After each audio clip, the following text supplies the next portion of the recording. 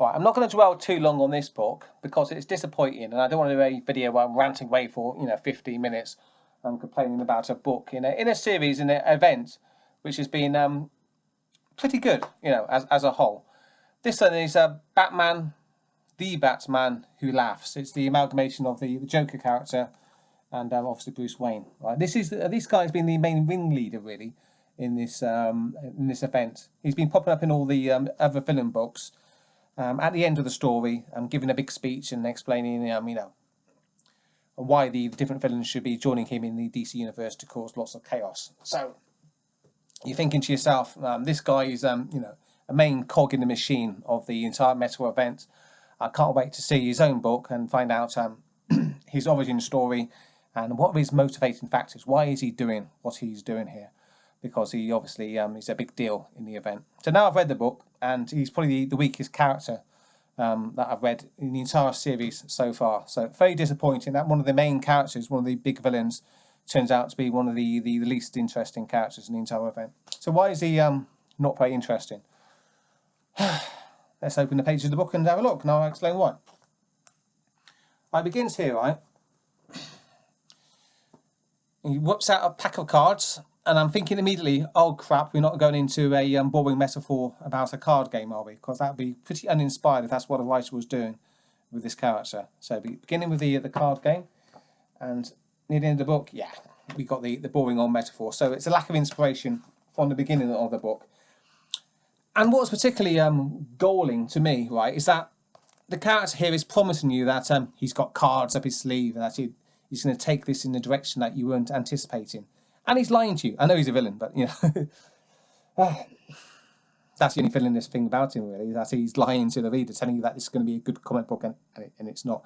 Anyway, so he's telling you that this is going to be surprising, and you're not going to see where this is going. And you turn the pages over, but actually, immediately, we got the Joker going too far. So what's going to happen, then? The Joker's going too far. We know what's going to happen, don't we? The first thing that pops to mind is that Batman's going to kill the Joker, thus crossing the line that he never crosses, and that's going to turn him into a villain and create the character of the Batman Who Laughs. And that's exactly what happens.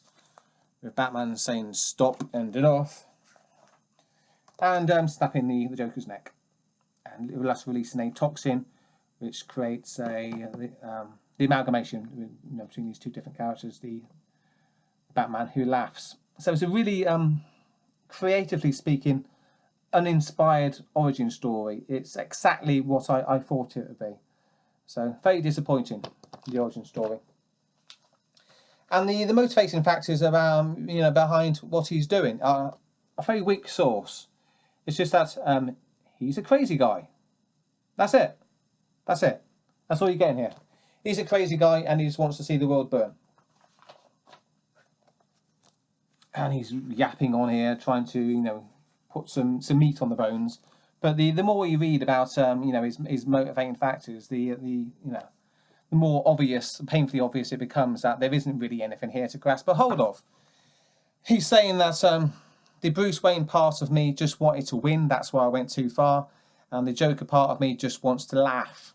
That's all you get from the Joker character here.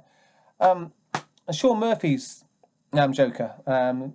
It's called Batman White Knight. That's really going into incredible depths on the on the Joker character, who's now become Jack Napier and has become almost like a social justice politician. That's a really interesting take on the Joker character. The Joker character in this book barely exists. It barely exists at all. It is that weak, that poor. And perhaps just contrasting the Joker character in this book to the Joker character in the Batman White Knight, it really stands out to me just how poor this book is and how lacking in creativity and inspiration the entire thing is.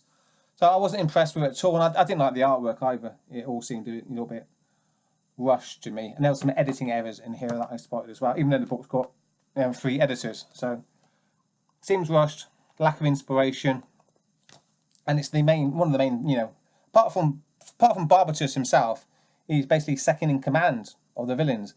And having your second in command being such an uninspiring villain really brings the entire event down a peg or two. So massively disappointing to me was this comic book.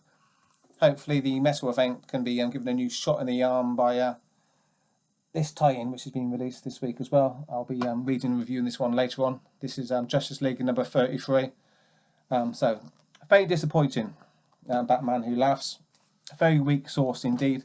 But if you read the book, what did you make of it? Is there something in this that I'm missing? Because I really can't see anything in here at all. It's just a not very good comic book. Not very good at all. There we go. Sorry about that, a bit of a depressing review, but that's my honest take on the book. Looking forward to comments on the video, as always. Cheers, thanks for checking me out. Later, see ya.